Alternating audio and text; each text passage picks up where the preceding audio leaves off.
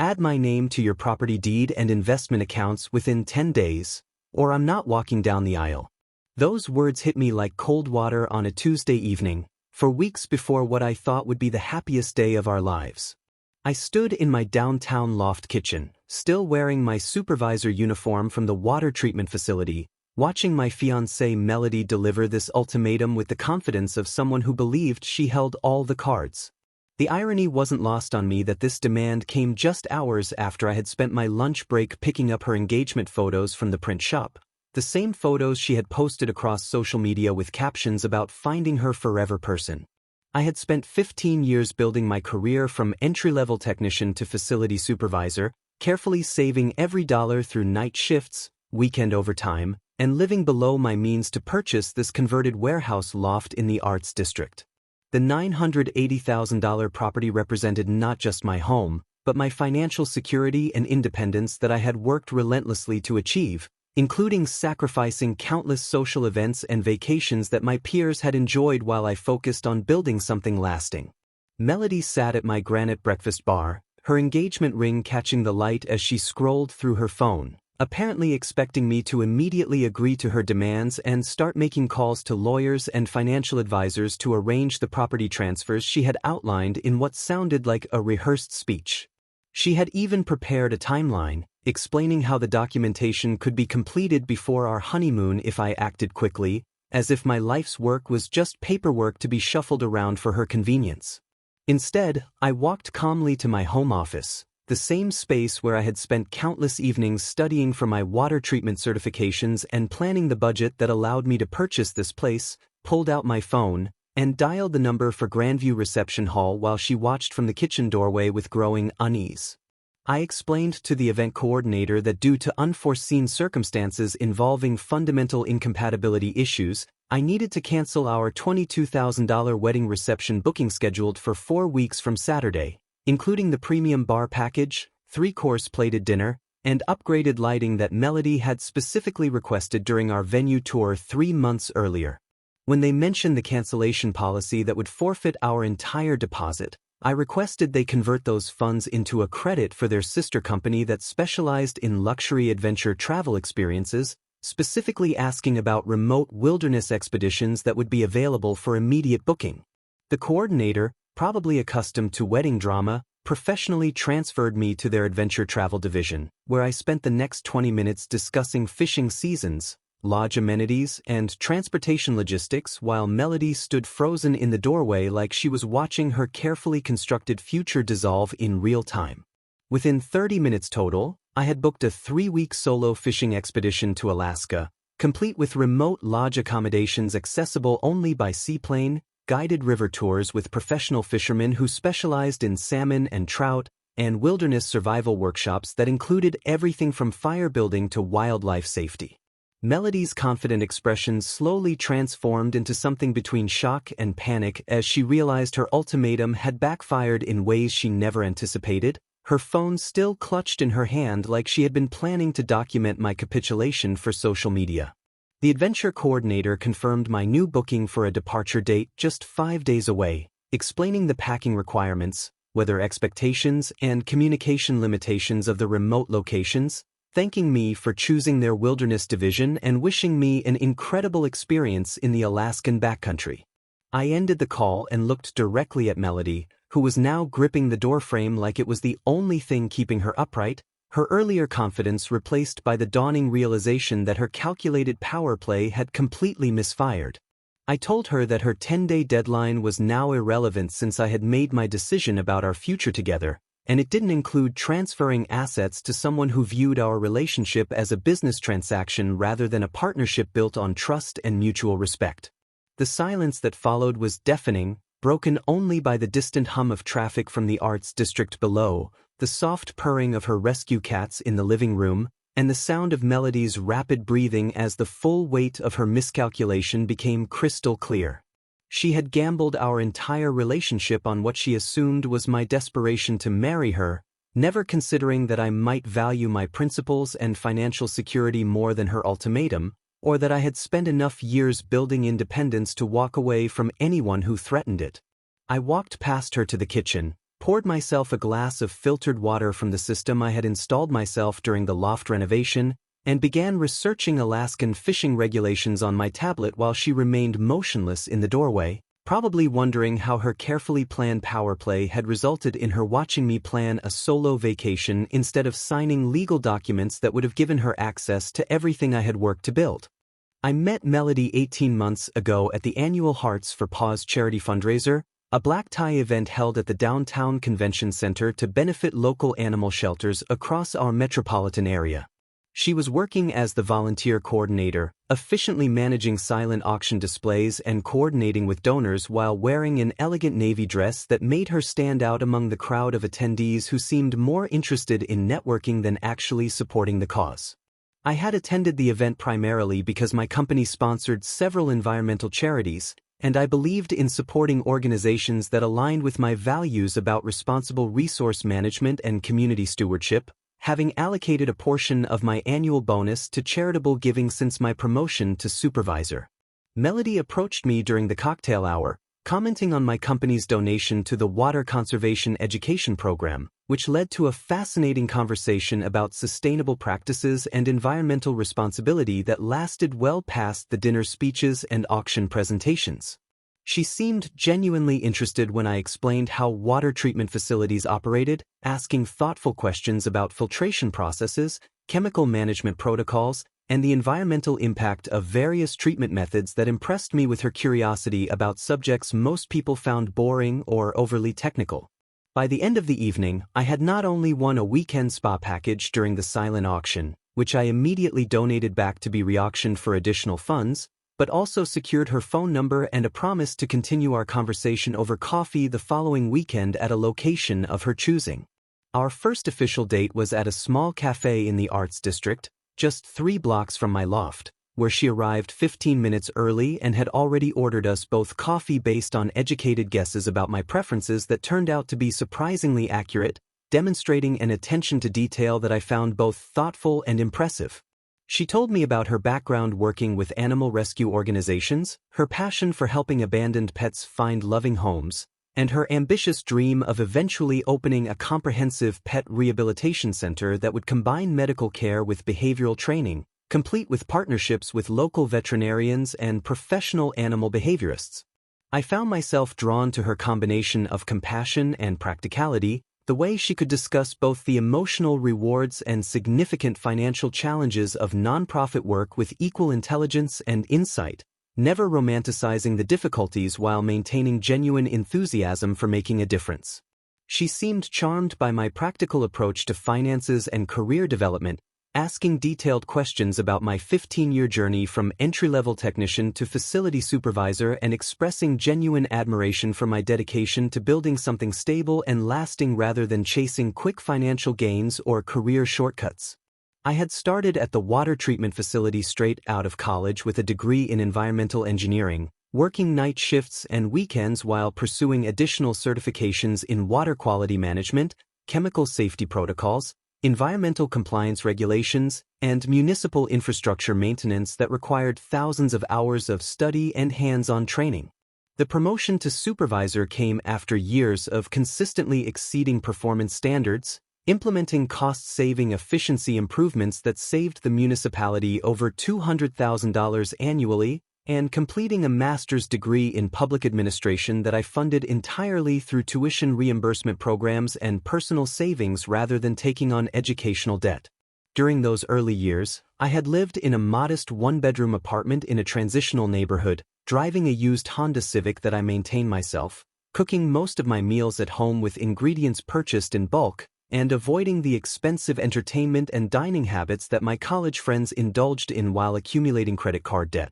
Every dollar I saved went toward building my emergency fund, maximizing contributions to retirement accounts to take advantage of compound interest, and eventually accumulating the substantial down payment for my downtown loft, which I purchased 5 years before meeting Melody when the Arts District was still emerging as a desirable residential area with significant appreciation potential. The converted warehouse space required significant renovation work, which I completed gradually over 2 years, learning plumbing, electrical basics, and finish carpentry skills through online tutorials and community college workshops that allowed me to customize the space exactly to my preferences while building substantial equity through sweat rather than expensive contractor bills.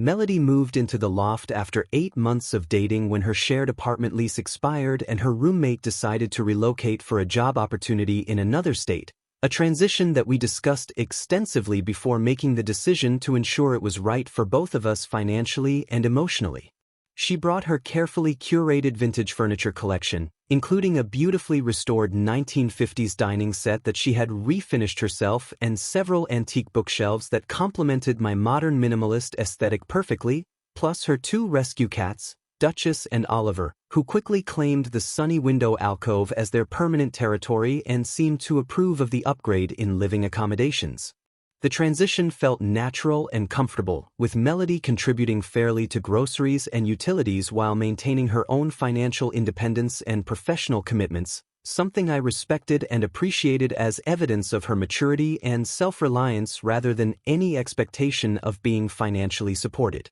She established her own space within the loft, converting the second bedroom into a professional home office where she managed social media accounts for several local nonprofits, created compelling fundraising materials using her graphic design skills, and coordinated complex volunteer schedules with impressive organizational abilities that reminded me of my own systematic approach to project management. Our engagement happened during a weekend camping trip in the state forest, a spontaneous decision I made while we were sitting by the campfire discussing our future goals, shared values about building something meaningful together, and our mutual desire to eventually start a family in a stable, secure environment. I had been carrying the ring for 3 weeks, waiting for the perfect moment that felt authentic rather than forced, and something about the peaceful setting, her excitement about a family of deer we had spotted that morning, and the way the firelight reflected in her eyes made the proposal feel exactly right. Melody's reaction was everything I had hoped for and more,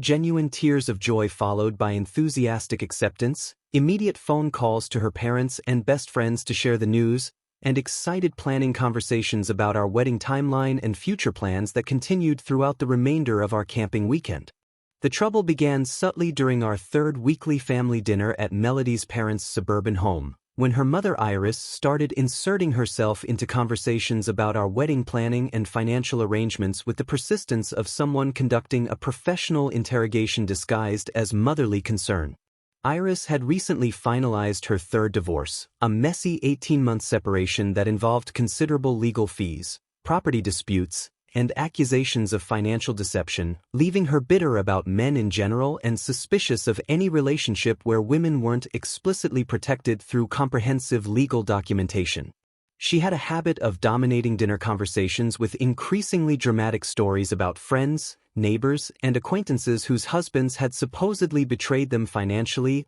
always emphasizing how these women should have been smarter about protecting their interests before marriage and how their trusting nature had led to devastating consequences. During our 4th dinner together, Iris began questioning why my name appeared on all the wedding vendor contracts while Melody's did not, suggesting this indicated an unhealthy power imbalance that needed to be addressed immediately before we proceeded with any marriage plans. I explained that since I was handling most of the wedding expenses through my established credit accounts and vendor relationships, it made practical sense for vendors to have my contact information for billing and coordination purposes, but Iris seemed determined to interpret this reasonable arrangement as evidence of controlling behavior rather than practical financial management. She started asking increasingly pointed and personal questions about my investment portfolio, retirement accounts, property ownership details, and long-term financial planning strategies, framing her obvious curiosity as legitimate motherly concern while clearly fishing for specific financial information that was frankly none of her business to know. When I politely deflected these intrusive questions by explaining that financial privacy was normal during engagement and that major decisions would be made jointly after marriage, Iris made passive-aggressive comments about men who had something to hide from their future wives, creating an uncomfortable atmosphere that transformed what should have been pleasant family dinners into subtle interrogation sessions designed to make me feel defensive. Melody initially seemed embarrassed by her mother's increasingly aggressive behavior, apologizing privately for Iris's pushiness and assuring me that her questions came from a place of genuine caring rather than suspicion or manipulation. However, over the following weeks, I noticed Melody beginning to echo her mother's specific concerns during our private conversations, questioning financial decisions that had never been issues before and asking for transparency about accounts, investments, and assets she had no legal right to access until we were actually married. The shift was gradual but unmistakable, as if Iris's paranoia and bitterness about relationships was slowly infecting Melody's previously trusting and secure attitude toward our partnership and future together. Melody started asking why I hadn't voluntarily added her to my bank accounts after our engagement, something that had never come up during our previous extensive discussions about marriage timelines, financial planning, and shared goals for building our life together.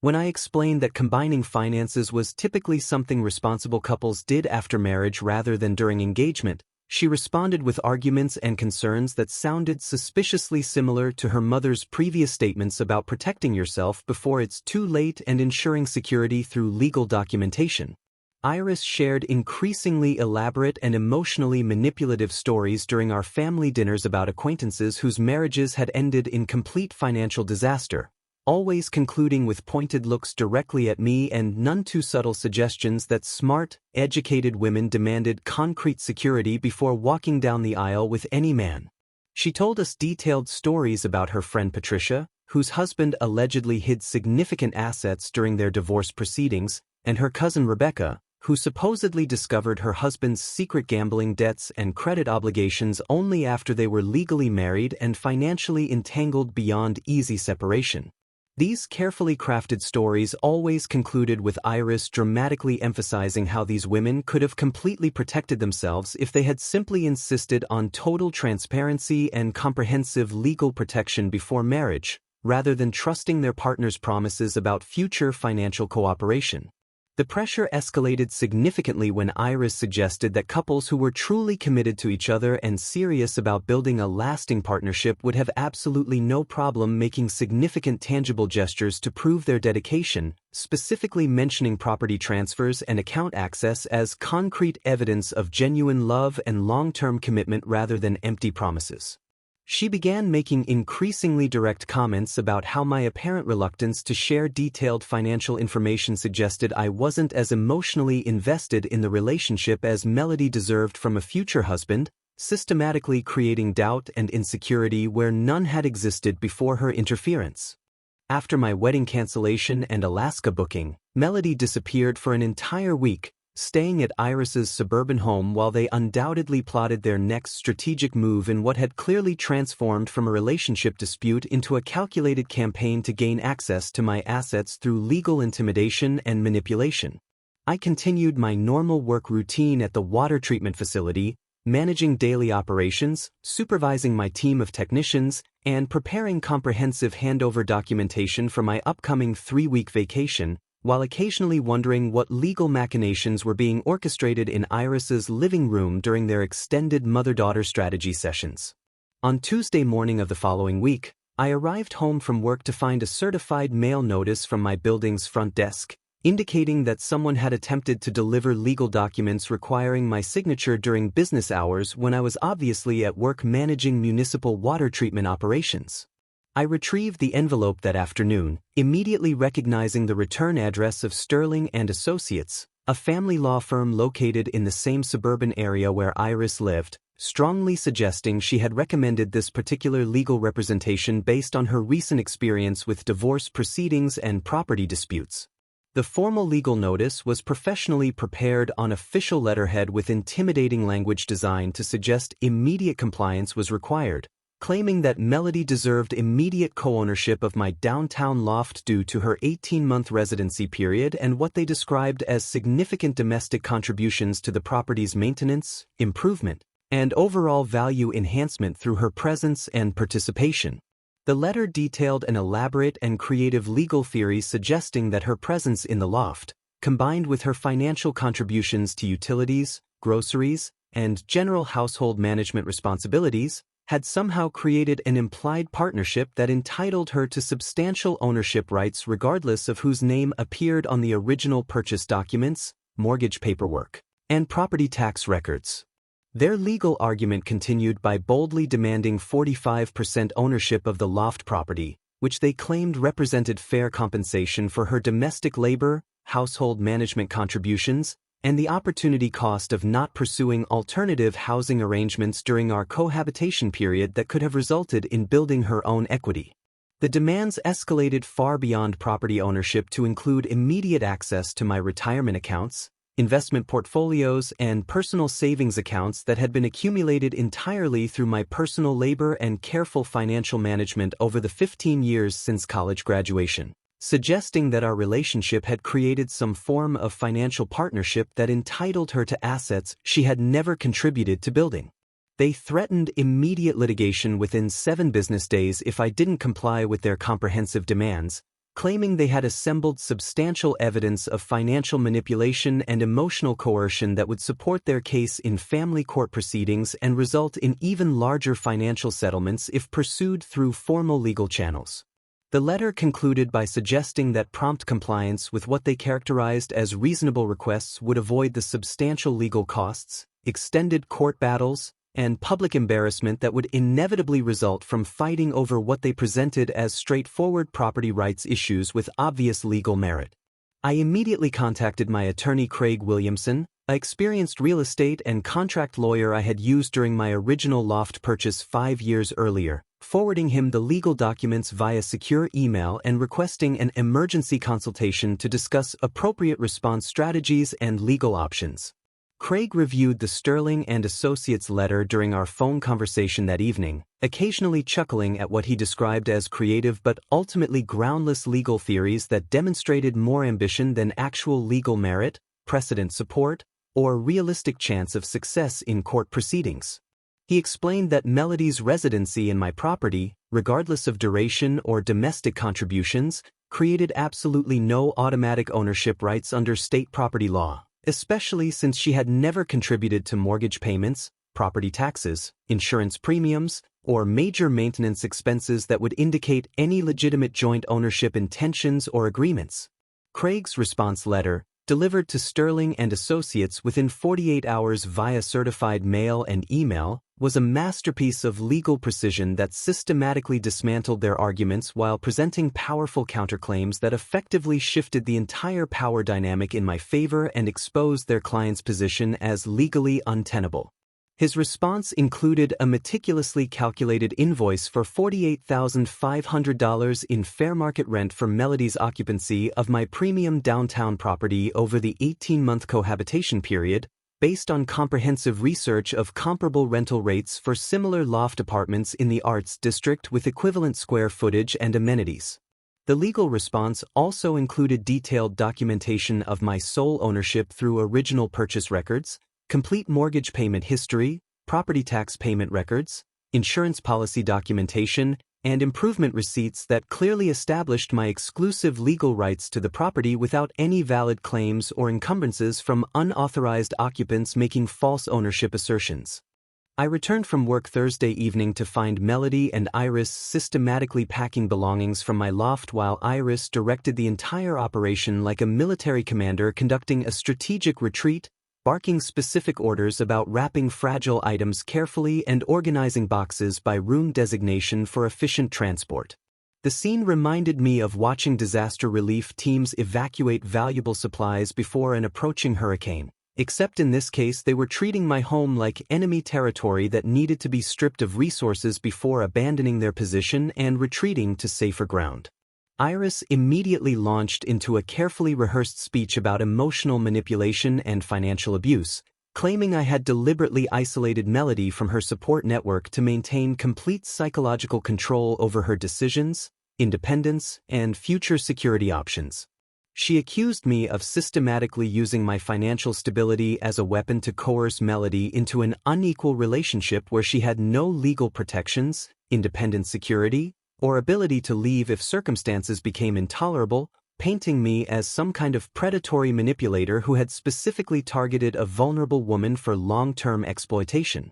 According to Iris's increasingly dramatic narrative, I had systematically undermined Melody's confidence and independence by providing financial support that created unhealthy psychological dependency, making it practically impossible for her to leave even when the relationship became emotionally toxic, controlling, and psychologically damaging to her self-worth. I listened to this elaborate performance with the detached fascination of someone watching a complex psychological case study unfold in real time, marveling at how effectively Iris had rewritten our entire relationship history to cast herself as the heroic protective mother rescuing her innocent daughter from a dangerous and manipulative situation. I calmly responded that I was simply protecting my premarital assets from what appeared to be an attempted theft orchestrated by someone who had clearly been planning this exact scenario since our engagement announcement, pulling out my phone to show them the original purchase documents from 2018 that clearly predated our relationship by 3 full years. The documents included detailed financial records showing my personal savings accumulation, mortgage approval process, and solo ownership documentation that made any claims of shared investment or partnership completely impossible to support legally, factually, or logically. I explained that I had worked 15 dedicated years to build the financial security they were now trying to claim through legal intimidation and emotional manipulation, pointing out that Melody had contributed approximately $800 total to household expenses over 18 months while living completely rent-free in a property worth nearly $1 million in downtown real estate market. When Melody made her final emotional plea about throwing away our future over what she characterized as mere paperwork and insignificant legal technicalities, I explained that she had chosen legal warfare over honest communication the precise moment she delivered ultimatums instead of discussing her concerns like mature adults planning a life together based on trust and mutual respect. I told her that our fundamental incompatibility had become crystal clear when she demanded immediate access to assets I had spent years building through personal sacrifice, treating my financial security as community property that she deserved simply by virtue of our romantic relationship and engagement status. The conversation revealed that she viewed marriage primarily as a financial transaction rather than an emotional partnership, expecting immediate access to my life's work without contributing equivalent value or demonstrating long-term commitment through her own responsible actions and financial independence. Iris continued her passionate accusations while Melody packed her carefully curated vintage furniture collection, claiming I had manipulated the entire situation to make her daughter appear greedy and unreasonable when she was simply asking for basic security and protection in an uncertain world where women needed legal safeguards. I pointed out that genuine basic security would involve building her own career advancement and personal savings rather than demanding immediate access to someone else's assets, and that real protection came from personal independence rather than legal claims to other people's property and investments. Within 24 hours of Melody's departure, she launched a comprehensive and calculated social media offensive across Instagram, Facebook, and TikTok, portraying herself as the innocent victim of financial abuse and emotional manipulation by a controlling partner who had systematically destroyed her sense of security and self-worth over the course of their relationship. Her carefully crafted posts described a heartless man who had allegedly stolen their wedding funds and cruelly abandoned her immediately after she made what she characterized as a completely reasonable request for basic security and protection in their supposedly committed relationship. The posts were strategically written to generate maximum sympathy and outrage while carefully omitting any mention of her aggressive property ownership demands, threatening legal correspondence through attorneys, or the 10-day ultimatum that had actually triggered our breakup and my immediate wedding cancellation. Her Instagram stories featured dramatic black and white photos of her looking devastated and vulnerable, accompanied by carefully selected inspirational quotes about surviving toxic relationships, finding inner strength after betrayal, and recognizing emotional abuse, creating a compelling narrative where she appeared to be the wounded party rather than someone who had attempted legal extortion against a committed partner. The posts went viral within our shared social circle within hours, generating dozens of supportive comments from mutual acquaintances, former classmates, and professional contacts who were completely unaware of the actual circumstances surrounding our breakup and had only heard her carefully curated and strategically edited version of recent events. Friends, coworkers, family members, and extended social network connections began condemning me in the comments sections, expressing genuine outrage about my alleged financial abuse and manipulation while praising Melody for her apparent courage in escaping what they believed was a controlling and psychologically damaging relationship dynamic. The response was swift and overwhelmingly negative toward me, with people sharing their own personal stories about financial manipulation and emotional abuse while encouraging Melody to pursue immediate legal action against me for what they perceived as theft, manipulation, and intentional emotional damage requiring professional support and possible financial compensation. Former classmates, distant relatives, and casual acquaintances who barely knew either of us personally began posting lengthy, emotional comments about recognizing warning signs of financial abuse, supporting survivors of controlling relationships, and the importance of women protecting themselves from manipulative men who use money as a weapon. I watched this digital character assassination unfold for 2 complete days before deciding that truth needed to compete directly with fiction in the court of public opinion, recognizing that continued silence would be interpreted as admission of guilt by people who were forming strong opinions based entirely on Melody's strategic narrative and emotional manipulation. I crafted a comprehensive, factual response post that included extensive documentation supporting my version of events, starting with clear screenshots of the actual legal demand letter from Sterling and Associates that explicitly showed Melody's attorney demanding 45% ownership of my property and immediate access to my personal investment accounts and retirement savings. The post included detailed photos of my original property deed clearly showing the 2018 purchase date that predated our relationship by 3 full years, complete mortgage documents proving my sole ownership and financial responsibility, and the venue cancellation policy documentation that explained exactly how my wedding deposit had been legitimately converted to adventure travel credit rather than stolen or misappropriated as Melody had claimed. I included Craig's professional legal response letter that detailed the accurate $48,000 fair market rental value Melody had received by living completely rent-free in my premium downtown loft, providing crucial context for understanding what constituted actual financial benefit in our relationship dynamic rather than the abuse she claimed to have suffered. My post explained the complete timeline of events factually and chronologically, from Iris's systematic interference in our private financial discussions to Melody's final ultimatum demanding immediate property transfers within 10 days, allowing people to understand the attempted legal extortion that had actually ended our relationship rather than the abandonment narrative she had created. The comprehensive documentation was irrefutable and professionally presented, including detailed financial records that demonstrated my personal investment in the property years before meeting Melody, complete legal correspondence that showed her unreasonable demands for unearned ownership rights, and official vendor confirmation of my legitimate wedding cancellation and proper fund conversion procedures. Public opinion shifted dramatically and decisively once people saw the actual evidence rather than Melody's emotional manipulation campaign, with many commenting that her financial demands had been completely unreasonable and that my measured response had been appropriate given the attempted extortion circumstances. I embarked on my 3-week Alaskan fishing expedition 5 days later, flying from our metropolitan airport to Anchorage before connecting to a chartered seaplane that transported me to remote lodges accessible only by air, completely disconnected from cellular networks and social media drama. The adventure began at Kodiak Bear Lodge, a rustic but comfortable facility situated on pristine rivers where crystal-clear mountain water flowed through untouched wilderness that had remained unchanged for thousands of years.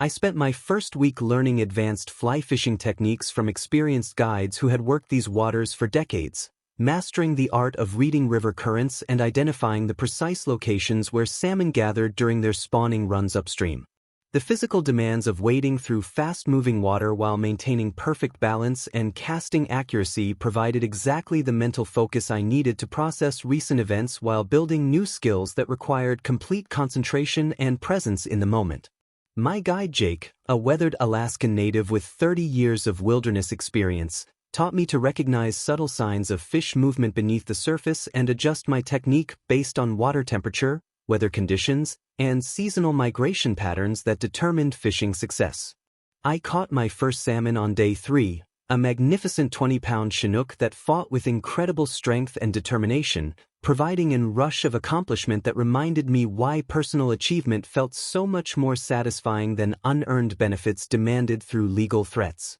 The second week took me even deeper into the wilderness, staying at a remote cabin accessible only by helicopter, where I learned essential survival skills including fire-building techniques, wildlife safety protocols, and emergency navigation methods that could save lives in extreme conditions. The lodge accommodated only 6 guests at a time, creating an intimate environment where fellow travelers shared stories about their lives and relationships during evening meals prepared by staff who understood the therapeutic value of wilderness isolation. My cabin mates included Robert, a recently divorced high school teacher from Ohio who had discovered his wife's affair and was rebuilding his confidence through solo adventures, and Frank, a widowed cattle rancher from Montana whose wife had passed away after 40 years of marriage and who was learning to find purpose in life again. Both men shared hard-earned wisdom about recognizing relationship red flags and the importance of maintaining personal independence even within committed partnerships, conversations that provided perspective on my own recent experiences without dwelling on bitterness or regret.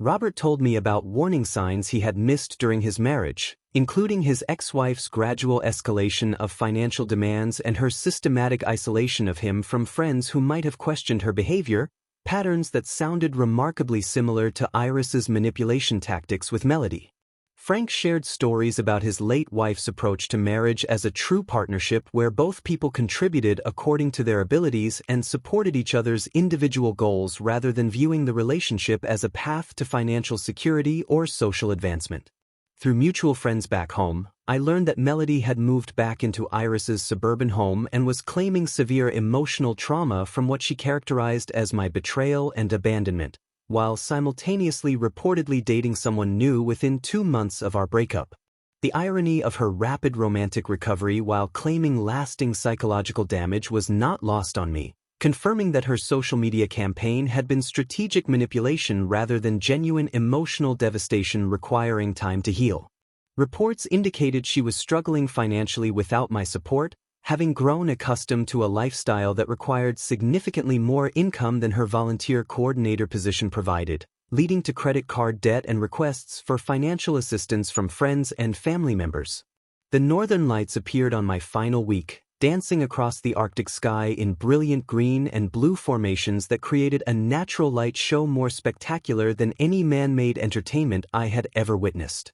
I sat by a campfire with my fellow travelers, sharing stories about personal growth and transformation while watching Aurora Borealis illuminate the pristine wilderness around us, feeling genuinely grateful for the unexpected opportunity to experience this adventure rather than compromising my values for someone who viewed me as a financial resource rather than a life partner. The expedition concluded with a certification in wilderness survival techniques and a collection of photographs documenting landscapes and wildlife that most people never have the opportunity to see firsthand, tangible reminders of the positive experiences that resulted from choosing self-respect over capitulation to unreasonable demands. I returned home with renewed appreciation for my independence, clear perspective on the bullet I had dodged by avoiding marriage to someone with fundamentally different values, and concrete plans for future adventures that would have been impossible if I had transferred my assets to someone who viewed financial security as an entitlement rather than something to be earned through personal effort and responsibility.